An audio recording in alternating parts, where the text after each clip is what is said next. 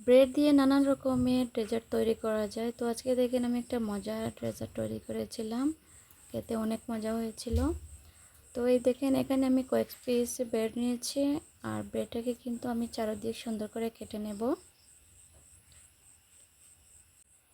তো এই দেখেন চারদিক আমি সুন্দর করে কেটে নিয়েছি। এবার আমি এটাকে টুকরো টুকরো করে নেব।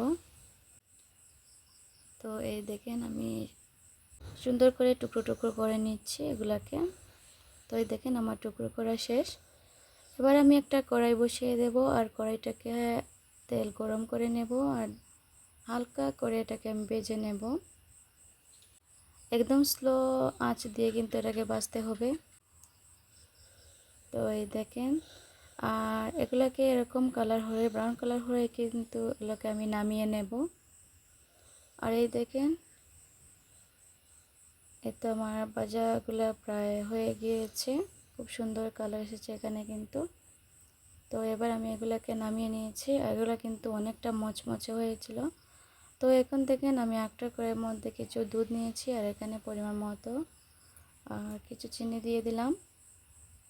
তো দুধটাকে আমি একটু ঘন করে নেব, আর এখানে আমি ঠান্ডা দুধের মধ্যে একটু কাস্টার্ড পাউডার মিশিয়েছি। তো মিশানোর পর দেখেন এটাকে আমি অ্যাড করে দিলাম এই দুধের মধ্যে। তারপরে আমি এটাকে অনবরত নাড়তে থাকবো। তো এই দেখেন একটু ঘন হয়ে আসলে কিন্তু এটাকে আমি নামিয়ে নেব। তো এই দেখেন বলক আসার পরে কিন্তু একটু হালকা ঘন হয়ে গিয়েছে। তো এবার এটা আমি নামিয়ে নেব। তো এই দেখেন এবার একটা আমি বাটি নিয়েছি, আর বাটির মধ্যে এগুলাকে আমি ব্রেডটাকে ঢেলে দিয়েছি। দেওয়ার পরে দেখেন এখানে আমি দুধটাকে ওটার উপরে দিয়ে দেব। তো আমি একটা চামচের সাহায্যে এখানে আস্তে আস্তে করে ব্রেডের গায়ে সবগুলোকে ঢেলে দেব। তো এই দেখেন, তো এখানে আমি সব কটা দুধ দিয়ে দিলাম। তো দেওয়ার পরে এখানে দেখেন আমি কিছুটা কিশমিশ দিয়ে দেব। যখন এই কিশমিশটা একটু কামড়ে পড়বে তখন অনেকটা মজা লাগবে খেতে। আর এখানে যে ব্রেডের সাইডগুলো ছিল এটাকে আমি একটু গুঁড়ো করে নিয়ে এটাকে আবার চিটিয়ে দিলাম, আর এখানে কাঠবাদাম কুচি করে কেটে রেখেছিলাম এটাও দিয়ে দিলাম।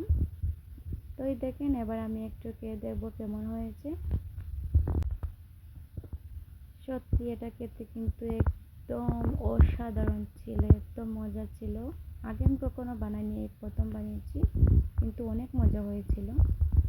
তো আপনারা একদিন ট্রাই করে দেখবেন, খেতে কিন্তু অনেক মজা। বাচ্চারা কিন্তু খেতে অনেক বেশি ভালোবাসবে, আর বড়রা খেতে পারবে। মেহমান আসলে মেহমানদেরকে দেওয়া যাবে। তো আজকে সবাই ভালো থাকবেন। আল্লাহ।